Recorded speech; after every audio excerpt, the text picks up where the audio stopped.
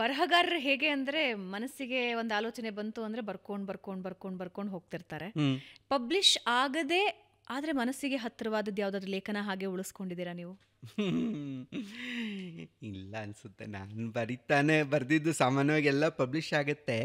ನೀವು ಬರೀತಾ ಏನಾಗುತ್ತೆ, ಬರೆದು ಇಡ್ಬೋದು, ಏನು ತಪ್ಪಿಲ್ಲ. ಇವಾಗ ಏನಾದ್ರು ಸೋಪಾನ ಆಗುತ್ತೆ ಮುಂದಿನ ಕೃತಿಯಲ್ಲಿ, ಅದರಿಂದ ಬೇರೆ ರೀತಿಯಲ್ಲಿ ಬರ್ಕೊಳ್ತೀರ. ಅದನ್ನು ಹಂಗಾಗಿದೆ ನನಗೆ.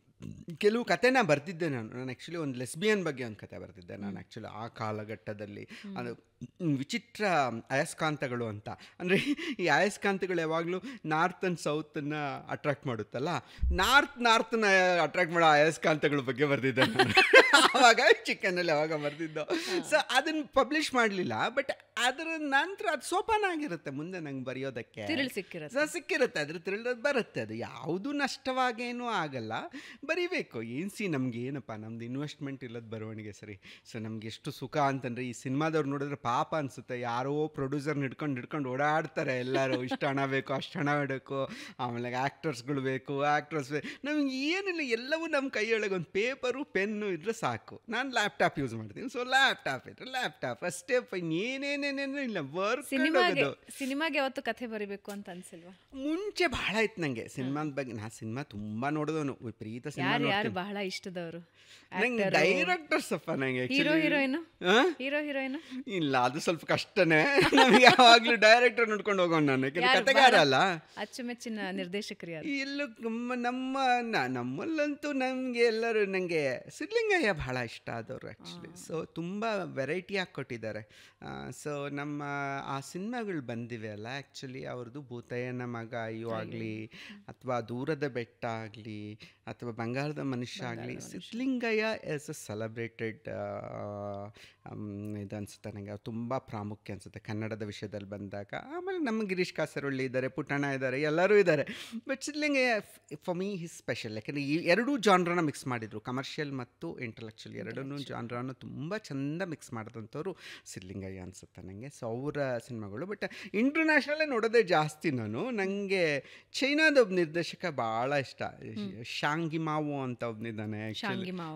ಸೊ ಅವನು ತುಂಬ ಚಂದ ಸಿನಿಮಾಗಳು ಮಾಡ್ತಾನೆ. ಯಾವ ಜಾನರ್ ಇರುತ್ತೆ ಅವ್ರದ್ದು ಮಾಮೂಲಿ ಫಿಕ್ಷನ್ ಅವನು. ಆಮೇಲೆ ಇದು ಕೂಡ ಮಾಡಿದ್ದಾನೆ, ಮಾರ್ಷಲ್ ಆರ್ಟ್ಸ್ದು ಸಿನಿಮಾ ಮಾಡ್ದ ಅವನು ಒಂದೆರಡು. ಬಟ್ ಅದೆಲ್ಲದಕ್ಕಿಂತ ಅವನು ಸೋಷಿಯಲ್ ಡ್ರಾಮಾಸ್ ಇರುತ್ತಲ್ಲ, ಬಹಳ ಚೆನ್ನಾಗಿರುತ್ತೆ. ಎಲ್ಲ ತುಂಬ ನೋಡ್ತೀನಿ. ಅಯ್ಯೋ ಸಿನಿಮಾ ನೋಡಿದೆ, ಏನು ಬೇಕಾದಷ್ಟು ಸಿನಿಮಾ ನೋಡೋದು. ಸೊ ನೋಡೋದು. ಬಟ್ ನನಗೆ ಮುಂಚೆ ಇತ್ತು, ಆಸೆ ಇತ್ತು ಸಿನಿಮಾಕ್ಕೆ ಏನಾದರೂ ಇದು ಮಾಡಬೇಕಂತ. ಬಟ್ ಆಮೇಲೆ ಏನಾಗ್ತಾ ಹೋಯ್ತು ಅಂದರೆ, ಈ ಸಿನಿಮಾ ಅನ್ನೋದು ಏನು ಸಮಸ್ಯೆ ಆಗುತ್ತೆ ಅಂದರೆ, ಇದು it's A group work. Compromises ಜಾಸ್ತಿ ಅಲ್ಲಿ. ನಿಮ್ಮದೇ ಎಲ್ಲ ಇದು ಮಾಡೋಕ್ಕಾಗಲ್ಲ. ಎಲ್ಲ ಗ್ರೂಪ್ ಸೇರ್ಕೊಂಡು ಡಿಸೈಡ್ ಮಾಡುತ್ತೆ ಏನು ಬೇಕು, ಬದಲಾವಣೆಗಳು ಆ ನಿಮಿಷಕ್ಕೆ ಆಗ್ಬಿಡುತ್ತೆ. ಅದೊಂಥರ ಬೇರೆ ಜಗತ್ತು ಅನಿಸ್ಬಿಡ್ತು ನನಗೆ. ಆಮೇಲೆ ತಾರತಮ್ಯ ವಿಪರೀತ ಜಾಸ್ತಿ. ಹೀರೋಗೆ ಹೆಚ್ಚು ಪ್ರಿಯಾರಿಟಿ, ಇದ್ರ ಪ್ರಿಯಾರಿಟಿ, ಹಾಗೆ ನಂಗೆ ಹಾಗೇನಿಲ್ಲ. ನನ್ನ ಕತೆ ಬರೆಯಬೇಕು, ನಾನೇ ರಾಜ, ಎಲ್ಲವನ್ನು ನಾನೇ ನಿಯಂತ್ರಿಸ್ಕೊಳ್ಳುವಂಥದ್ದು. ಆಮೇಲೆ ಎಲ್ಲರಿಗೂ ಸಮನಾಗಿ ಅವಕಾಶ ಕೊಡೋಷ್ಟು ಗೊತ್ತಿರುತ್ತೆ ನಂಗೆ, ಪಾತ್ರಗಳಿಗೆ ಏನೇನು ಎಂತೆಂತು ಹೇಗೆ ಪ್ರಾಮುಖ್ಯತೆ ಕೊಡಬೇಕಂತ. So I have a freedom here. ನನಗೆ ಯಾರೂ ಬಾಸ್ ಇಲ್ಲ ಅನಿಸ್ಬಿಡ್ತು ನನಗೆ. ಸೊ ಅದರಿಂದ ನನ್ನ ಜಾನ್ರ ಇದೆ, ಸಾಹಿತ್ಯನೇ. ನಾನು ಅದಕ್ಕೆ ಹೆಚ್ಚು ಪ್ರಚಾರ ಸಿಗಲ್ಲ. ಒಂದು ಸಿನಿಮಾ ಹಿಟ್ಟಾದರೆ ಯಾವ ಮಟ್ಟದ ಒಂದು ಪಾಪ್ಯುಲಾರಿಟಿ ಸಿಗುತ್ತೋ, ಅದು ನಮ್ಮ ಎಂಥದೇ ಪುಸ್ತಕ ಹಿಟ್ಟಾದ್ರೂ ಅದು ಸಿಗಲ್ಲ ನಮಗೆ. ನಮ್ಮ ಕಾಲದಲ್ಲಿ ಅದಿಲ್ಲ, ನಮಗೆ ಆ ಪುಣ್ಯ ನಾವು ಪಡ್ಕೊಂಡಿಲ್ಲ. ಬೇರೆ ದೇಶಗಳಲ್ಲಿ ಅದೇ ಇದೆ. ಬೇರೆ ದೇಶದಲ್ಲಿ ಒಂದು ಪುಸ್ತಕ ಹಿಟ್ಟಾದರೂ ಸಾಕು, ಲೇಖಕ ದೊಡ್ಡ ಮಟ್ಟದಲ್ಲಿ ಇದಾಗ್ಬಿಡ್ತಾನೆ, ಅವ್ನು ಸೆಲೆಬ್ರೇಟ್ ಆಗ್ತಾನೆ. ನಮ್ಮ ದೇಶದಲ್ಲಿ ಇಲ್ಲ, ನಮ್ಮ ಭಾಷೆ ಇರಲಿ, ನಮ್ಮ ದೇಶ ಕಾಲದಲ್ಲಿ ಸ್ಥಿತಿ ಅದು. ಬಟ್ ನನಗೆ ಇಷ್ಟ ಆಗೋ ಬರವಣಿಗೆ ತಾನೆ ಮಾಡ್ಕೊಂಡಿರ್ತೀನಪ್ಪ, ಬರ್ಕೊಂಡಿರ್ತೀನಿ ಎಷ್ಟಾದರೂ ಸರಿ ಅಂತ. ಸಿನಿಮಾದ ಆಸಕ್ತಿ ನನಗಿಲ್ಲ. ಸೊ ನಾನು ಬರಿತೀನಿ, ಬರ್ಕೊಂಡು ಹೋಗ್ತೀನಿ. ಮುಂದೆ ನೋಡ್ಕೊಳ್ಳಿ ಯಾರೋ. ಹೊಸ ಬರಹಗಾರರಿಗೆ ಒಂದೇ ಒಂದು ಸಾಲಲ್ಲಿ ವಸುಧೇಂದ್ರರು ಏನಾದರೂ ಹೇಳಬಹುದು? ಒಂದೇ ಸಾಲು, ಜಾಸ್ತಿ ಕೊಡಲ್ಲ ನಾನು. ಓಕೆ, ನನಗೇನು ಅನಿಸುತ್ತೆ ಅಂದರೆ, ಒಂದು ಹೇಳ್ತೀನಿ ನಾನು. ಹೊಸ ಬರಹಗಾರರು ತಮ್ಮ ಪ್ರಾಮಾಣಿಕ ಅನಿಸಿಕೆಗಳನ್ನು ದಾಖಲು ಮಾಡಲಿ.